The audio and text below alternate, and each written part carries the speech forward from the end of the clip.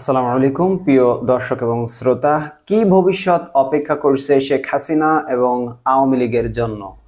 বাংলাদেশের বৃহত্তম রাজনৈতিক দল আওয়ামী লীগ, যে দলটি টানা 15 বছর ধরে ক্ষমতায় ছিল, বিক্ষুব্ধ শিক্ষার্থী জনতার আন্দোলনে গত আগস্ট থেকে তছনছ অবস্থায় আছে। দলের সভানেত্রী এবং বাংলাদেশের সবচেয়ে দীর্ঘ সময়ের প্রধানমন্ত্রী শেখ হাসিনা ভারতে পালিয়ে গেছেন। দলের অন্যান্য জ্যেষ্ঠ নেতাদের সবাই রয়েছেন আত্মগোপনে। সরকারি চাকরিতে প্রচলিত কোটা সংস্কারের দাবিতে গত জুলাই মাস থেকে বিক্ষোভ শুরু করে শিক্ষার্থীরা, কিন্তু বিক্ষোভ দমনে আওয়ামী লীগের ছাত্র সংগঠন বাংলাদেশ ছাত্রলীগ এবং পুলিশ কঠোর ভূমিকা নেওয়ার এক পর্যায়ে তার রূপ নেয় সরকার বিরোধী আন্দোলনে। পুলিশকে আগ্নেয়াস্ত্র ব্যবহারের নির্দেশ প্রদানের মাধ্যমে সেই আন্দোলন দমন করতে চেয়েছিল আওয়ামী লীগ, তবে শেষ রক্ষা হয়নি। গত 5 আগস্ট সেনাবাহিনীর সহায়তায় দেশ ছেড়ে শেখ হাসিনার ভারতে গমনের মধ্য দিয়ে চূড়ান্ত পতন ঘটে আওয়ামী লীগ সরকারের। তবে তার আগে প্রায় 2 সপ্তাহে পুলিশের গুলিতে দেশ ছেড়ে দেশ জুড়ে প্রাণ হারিয়েছেন প্রায় 1000 মানুষ, আহত হয়েছেন আরো কয়েক হাজার। শেখ হাসিনার দেশত্যাগের পর একটি অন্তর্বর্তী সরকার প্রতিষ্ঠিত হয়েছে বাংলাদেশে। নোবেল জয়ী অর্থনীতিবিদ ডক্টর মোহাম্মদ ইউনূস হয়েছেন সেই সরকারের প্রধান উপদেষ্টা।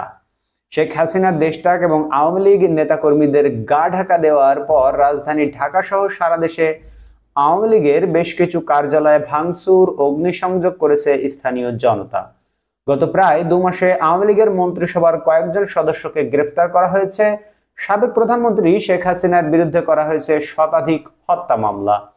এদিকে শেখ হাসিনাকে ফেরত দেওয়ার জন্য ভারতের প্রতি বাংলাদেশের বর্তমান অন্তর্বর্তী সরকার ও এই সরকারের সমর্থকদের আহ্বান দিন দিন শক্তিশালী হচ্ছে। বাংলাদেশের আন্তর্জাতিক অপরাধ ট্রাইব্যুনাল আইসিটি কর্মকর্তারা জানিয়েছেন, গত প্রায় 2 মাসে শেখ হাসিনা এবং তার অনুগত নেতাকর্মী ও কর্মকর্তাদের বিরুদ্ধে প্রচুর অভিযোগ জমা পড়েছে এবং আইসিটি সেগুলোর তদন্ত শুরু করেছে। বর্তমানে ক্ষমতাসীন অন্তর্বর্তী সরকারের সমর্থকরা শেখ হাসিনার বিচারের যে দাবি তুলেছে তাকে সমর্থন জানিয়েছে জার্মানির প্রথম সারির থিঙ্ক ট্যাঙ্ক সংস্থা German Institute of Development and সাস্টেইনেবিলিটির জ্যেষ্ঠ গবেষক জাসমিন লোর্স। দেশটির সরকারি সংবাদ মাধ্যম ডয়েচে ভেলেকে দেওয়া এক সাক্ষাৎকারে বলেন, বাংলাদেশের গত 15 বছরের গোটা সময় শেখ হাসিনার নেতৃত্বাধীন সরকারের বিরুদ্ধে ব্যাপকভাবে মানবাধিকার লঙ্ঘন, বিচার বহির্ভূত হত্যা, বিরোধী দলীয় নেতাকর্মীদের দমন পীড়নের সঙ্গে সংশ্লিষ্টতার অভিযোগ রয়েছে। তাই আমি মনে করি মানবাধিকার লঙ্ঘন বিষয়ক যেসব অভিযোগ বাংলাদেশের বিগত সরকারের বিরুদ্ধে আসছে, অবশ্যই সেগুলো তদন্ত প্রয়োজন। তিনি আরো বলেন, এটা ঠিক যে আওয়ামী লীগের সঙ্গে ভারতের যে ঘনিষ্ঠ সম্পর্ক, তাতে ভারত শেখ হাসিনাকে ফেরত দেবে এমন সম্ভাবনা প্রায় শূন্য।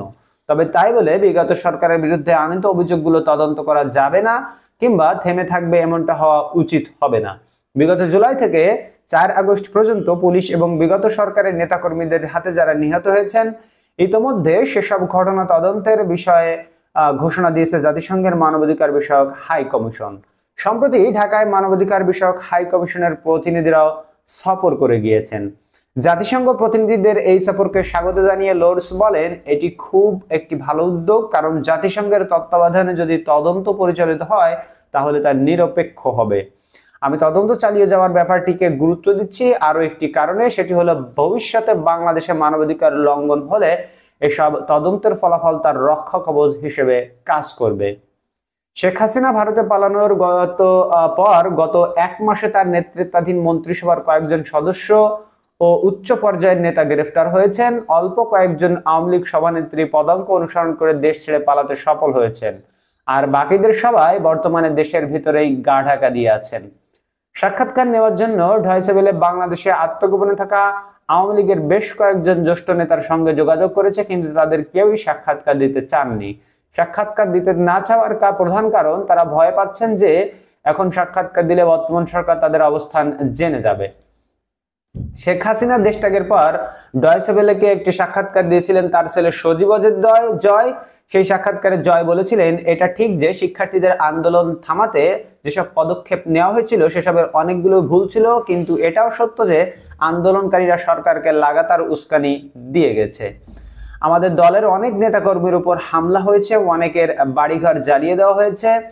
আরেকটি ব্যাপার হলো বর্তমান অন্তর্বর্তী সরকারের অনেক অসমর্থক প্রচার করে বেড়াচ্ছেন যে আওয়ামী লীগ ধ্বংস হয়ে গেছে, কিন্তু তারা ভুলে যাচ্ছে যে আওয়ামী লীগ বাংলাদেশের বৃহত্তম রাজনৈতিক দল। এখন চুপচাপ থাকলেও আওয়ামী লীগ মরে যায়নি, দুর্বল হয়নি।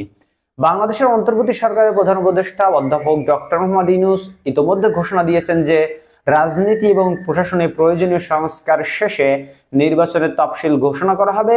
কিন্তু এই সংস্কার কার্যক্রম নিয়ে প্রশ্ন তুলেছেন জয় ডয়েচে ভেলেকে। তিনি বলেন, রাজনৈতিক প্রশাসনিক সংস্কার নিয়ে অন্তর্বর্তী সরকারের সঙ্গে আওয়ামী লীগের কোনো আলোচনা এখনো হয়নি। আওয়ামী লীগকে বাইরে রেখে যদি তারা দেশের সংস্কার করতে চান তাহলে সেটি অসম্ভব। বাংলাদেশের রাজনীতি বিশ্লেষক জাহিদুর রহমান এ প্রসঙ্গে ডয়েচে ভেলেকে বলেন, ব্যক্তিগতভাবে আমি মনে করি যে দল বাংলাদেশের সমস্ত রাজনৈতিক প্রতিষ্ঠান ধ্বংস করেছে, রাজনৈতিক প্রশাসনিক সংস্কার কাজে তাদেরকেও যুক্ত করা হলে তা হবে পুরোপুরি হাস্যকর একটি ব্যাপার। তবে এটাও সত্য যে আওয়ামী লীগকে কোনো নিষিদ্ধ রাজনৈতিক দল নয়, তাই সামনের নির্বাচন যদি আওয়ামী লীগকে অংশ না নিতে দেওয়া হয় তাহলে অনেক প্রশ্নের জন্ম নেবে। সেই সঙ্গে জাহিদুর রহমান আরো বলেন যে শেখ হাসিনা তার জীবদ্দশায় আওয়ামী লীগকে আবার জাগিয়ে তুলতে পারবেন, এমনটা তিনি বাংলাদেশের অনেকে বিশ্বাস করেন না। শেখ হাসিনা যদি দেশে ফিরেও আসেন সেক্ষেত্রে তিনি পালিয়ে গিয়েছিলেন, এই দুর্নাম সর্বক্ষণ তাকে তাড়া করে ফিরবে। আমি এবং বাংলাদেশের বেশিরভাগ মানুষ মনে করে ভারতে নির্বাসিত অবস্থানতেই জীবনাবসান ঘটবে তার। প্রিয় দর্শক এবং শ্রোতা, আপনারা আপনাদের মূল্যবান মতামত জানাতে ভুল করবেন না। অবশ্যই আপনারা আপনাদের মূল্যবান মতামত কমেন্ট বক্সে জানাবেন। দেখা হবে পরবর্তী ভিডিওতে অন্য কোনো খবর নিয়ে। সেই পর্যন্ত সকলে আল্লাহর রহমতে ভালো থাকবেন। এখন বিদায় নিচ্ছি।